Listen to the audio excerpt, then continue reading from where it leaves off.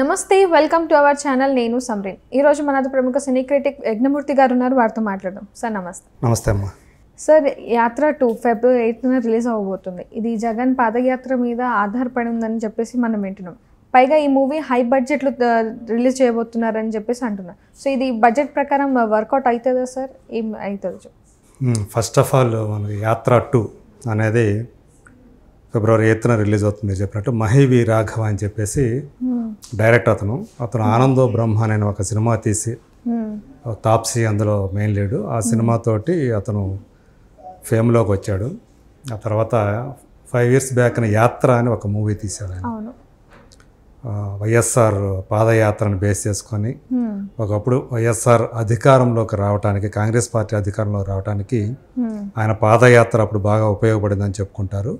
దాన్ని బేస్ చేసుకొని ఆయన 2019లో సరిగ్గా ఫిబ్రవరి 8 అది కూడా. సో 2019 ఆ మూవీ రిలీజ్ చేశాడు. సో ఇప్పుడు 5 years తర్వాత జగన్ పాదయాత్ర. సో 2019కి బిఫోర్ ఆయన ఒక పాదయాత్ర చేశారు జగన్. సో దాన్ని బేస్ చేసుకొని ఇప్పుడు యాత్ర 2 అని ఈ మూవీని తీశాడు. ఫస్ట్ మూవీ అంటే యాత్ర మూవీని 12 crores బడ్జెట్ అది. సో ఆ తక్కువ బడ్జెట్ కాబట్టి చాలా వరకు రికవర్ అయింది ఆ మూవీ. బట్ వేరాజ్ ఇక్కడ యాత్ర 2కి వచ్చేటప్పటికి మీరు అన్నట్టు హై బడ్జెట్. సో మనకి వినిపిస్తున్న సమాచారం ప్రకారం, ఇంటర్నల్ సోర్సెస్ ప్రకారం ఆల్మోస్ట్ 50 crores బడ్జెట్ దీనికోసం కేటాయించారని తెలిసింది. ఎందుకంటే అక్కడ లావిష్ సీన్స్, ఎక్కువ మంది ప్రజలు కావాలి. అంటే ఆ సీన్స్ తీయటానికి, పాదయాత్ర సీన్స్ కానివ్వండి, ఎక్కువ మంది జనం కావాలి. సో వాళ్ళందరినీ గ్యాదర్ చేయడానికి, అట్లా ఈవెన్ అందులో జగన్ క్యారెక్టర్ కోసం తమిళ యాక్టర్ జీవ, అట్లాగే యాత్రలో ఎవరైతే వైఎస్ఆర్ క్యారెక్టర్ చేశారో మమ్ముట్టి, మలయాళం సూపర్ స్టార్ నాకు తెలుసు. సో ఈ సినిమాలో కూడా ఆయన అదే క్యారెక్టర్. సో ఇలా వాళ్ళు ఒక పెద్ద యాక్టర్ని తీసుకొచ్చారు కాబట్టి వాళ్ళకి ఎక్కువ రెమ్యూనరేషన్ ఇవ్వాల్సి వచ్చింది. అట్లా ఈ సినిమాకి ఆల్మోస్ట్ 50 కోట్లు అని చెప్పేసి అంటున్నారు. బట్ ఇప్పటివరకు మనకు తెలిసిన దాని ప్రకారం అయితే దాదాపు వాళ్ళు ఓన్ రిలీజ్ అని చెప్పేసి అంటున్నారు. సో ఓన్ రిలీజ్ అన్నప్పుడు చాలా రిస్క్ ఉంటుంది. జనం ఎంతవరకు ఆ సినిమాని చూస్తారు అనేది డౌట్లు కూడా ఉన్నాయి. సో ఆ ప్రకారంగా చూసుకుంటే ఆ సినిమాకి టేబుల్ ప్రాఫిట్ అంటారు మామూలుగా అయితే. అంటే మనం ఎంతైతే ఖర్చు పెట్టామో దానికి డిస్ట్రిబ్యూటర్లు కనుక వస్తే ఆ అమౌంట్ ఒక సపోజ్ 10 crores ఒక ఖర్చు అయింది ఒక సినిమాకి, దాని మీద పైన మార్జిన్ వేసుకుని 11 crores 12 crores కనుక రికవర్ అయిపోతే, అంటే పెట్టుబడిదారులు డిస్ట్రిబ్యూటర్లు కనుక పెడితే కనుక దాన్ని టేబుల్ ప్రాఫిట్ అంటాం. టేబుల్ ప్రాఫిట్లో రిలీజ్ అయింది ఆ సినిమా అని చెప్పేసి. బట్ ఇక్కడ ఆ పరిస్థితి లేదు. అంటే ఇది టేబుల్ లాస్ ప్రాజెక్ట్ అనమాట. సో ఎవరూ లేరు బయ్యర్స్, సో వాళ్ళే చేస్తున్నారు. అదొకటి. ఇంకొకటి వచ్చేటప్పటికి సాధారణంగా నాన్ థియేట్రికల్ రిలీజులు, అంటే సినిమా థియేటర్ కాకుండా ఓటీటీ కానివ్వండి, శాటిలైట్ కానివ్వండి. సో ఇప్పటివరకు అది కూడా ఈ సినిమా సంబంధించి జరగలేదని సమాచారం. సో ఆ రకంగా చూసుకుంటే ఇప్పటివరకు అయితే ఇది లాస్ట్ ప్రాజెక్ట్గానే మనం చెప్పుకోవాలి. ఇప్పుడు యాత్రలో పవన్ కళ్యాణ్ గారి క్యారెక్టర్ కూడా ఉన్నట్టు మనం విన్నాం కదా సార్. ఇప్పుడు ఇలా దీంట్లో కూడా షర్మిల గారు, ఇంకా ఎవరు, పవన్ కళ్యాణ్ గారు ఈ సినిమాలో యాత్ర 2లో లేరన్నట్టు మనకు ట్రైలర్ చూస్తే ఆ క్యారెక్టర్ లేదు మనకి. అలాగే షర్మిల గారిది కూడా లేదు. అలాగే షర్మిల క్యారెక్టర్ కూడా కనిపించట్లేదు. బట్ ఎందుకు మామూలుగా అయితే ఇది 2009 బిఫోర్ ఆ పాదయాత్రకు సంబంధించింది కాబట్టి అప్పటికే పవన్ కళ్యాణ్ ఎగ్జిస్టెన్స్లో ఉన్నారు. సో ఆయన జనసేన పార్టీ ఉంది, ఎగ్జిస్టెన్స్లో ఉంది. సో మరి ఎందుకని పవన్ కళ్యాణ్ క్యారెక్టర్ని ఈ సినిమాలోకి క్యారెక్టర్ని తీసుకోలేదు, పెట్టలేదు అనేది చాలా ఆశ్చర్యాన్ని కలిగించే విషయం. ఒకవేళ ఎందుకైనా ఆయన ఏమైనా భయపడ్డారా, ఆ క్యారెక్టర్ పెడితే ఏమైనా నెగిటివ్ వస్తుందని చెప్పేసి అనుకున్నారా అనేవి కూడా వినిపిస్తూ ఉంది. ఇంకోవైపు చూసుకుంటే మనం వ్యూహం అని ఒక సినిమా రామ్ గోపాల్ వర్మ చేశారు.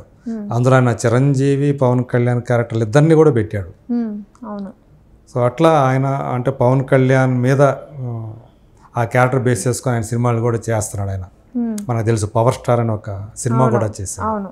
సో ఇక్కడికి వచ్చేటప్పటికి యాత్ర 2కి వచ్చేటప్పటికి మహేవి రాఘవ్ ఈ సినిమాలో తన యాత్ర 2 మూవీలో ఆ క్యారెక్టర్ని పెట్టలేదు. అదే మళ్ళీ చంద్రబాబు నాయుడు క్యారెక్టర్ అందులో పెట్టారు. ఆ క్యారెక్టర్ని బాలీవుడ్ స్టార్ యాక్టర్ అయినట్టు మహేష్ మంజరేకర్ చేత చేయించారు. సో ఆ క్యారెక్టర్ ఉంది, కానీ పవన్ కళ్యాణ్ క్యారెక్టర్ లేదు. సో ఇది చాలామందికి ఆశ్చర్యాన్ని కలిగిస్తున్నటువంటి విషయం.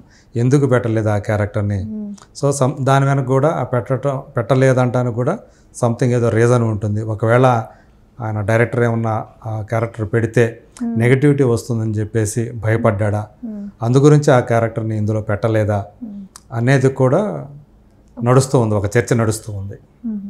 సో ఇది ఇంత హైప్లో రిలీజ్ చేస్తున్నారు కదా సార్, ఈ మూవీ ఇంత బడ్జెట్తో రిలీజ్ చేస్తున్నారు కదా, సో పబ్లిక్ ఎలా రెస్పాండ్ అవుతుంది ఈ మూవీకి రిలీజ్ బట్టి?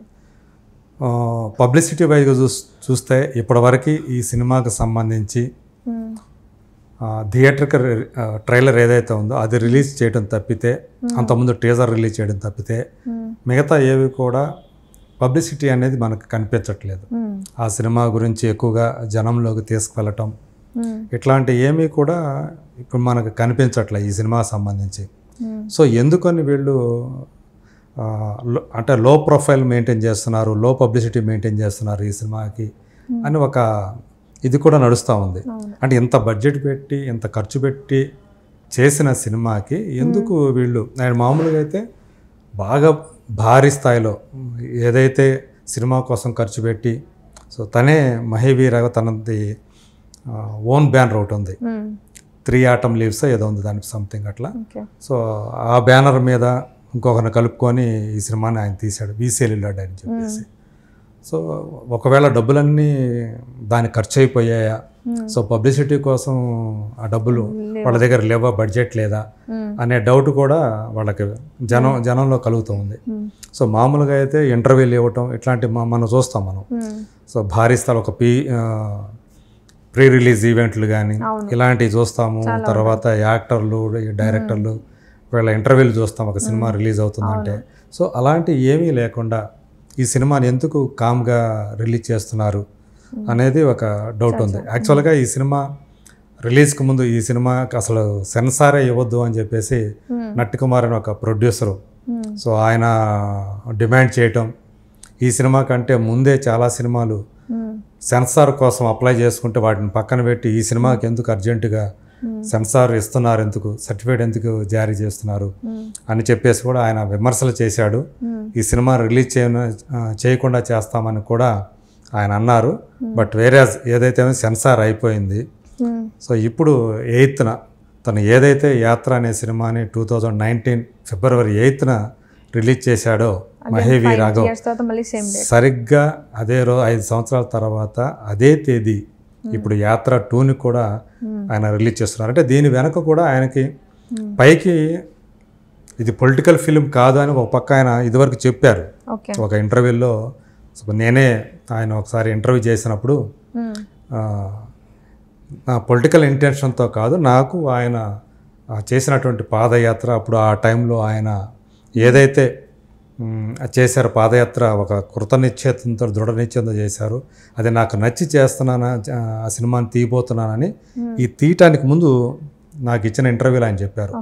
కానీ ఇప్పుడు చూస్తే కరెక్ట్గా ఆయన ఆ February 8th మొదటి సినిమాని ఎప్పుడు రిలీజ్ చేశారు, ఇప్పుడు కూడా అదే తేదీన రిలీజ్ చేయటం.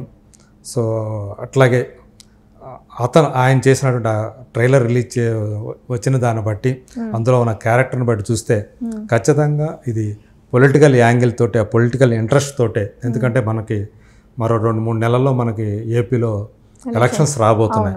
సో ఖచ్చితంగా దానికి ముందు అప్పుడు 2019లో ఎలా అయితే యాత్రని రిలీజ్ చేశారో ఇప్పుడు వైసీపీకి లబ్ధి చేకూర్చేయటానికి అందులో భాగంగా ఆ రాజకీయ ఉద్దేశంతో, ఆ రాజకీయ ప్రయోజనం కోసమే యాత్ర 2ని ఆయన February 8th రిలీజ్ చేయడానికి ముందుకు వస్తున్నారని చెప్పేసి మనం అనుకోవచ్చు. చాలామంది కూడా అదే అభిప్రాయాన్ని వ్యక్తం చేస్తూ ఉన్నారు.